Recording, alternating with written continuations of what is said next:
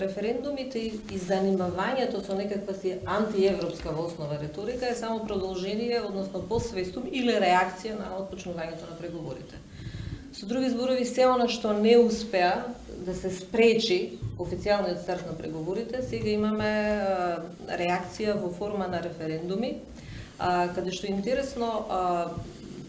ВМРО ДПМН се обиде тоа да го замаскира во истиот стил и во истиот начин како што беа и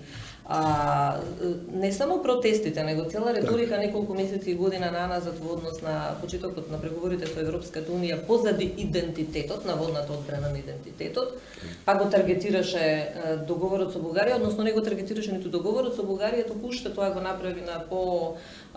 би рекла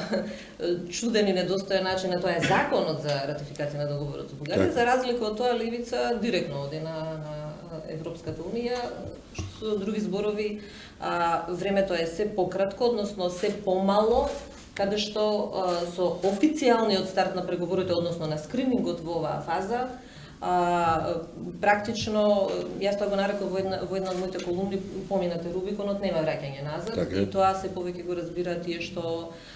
се директно против нашето членство во Европската унија, јас би рекла се против директно стабилизирањето на државата и излез од оваа статус-кво ситуација.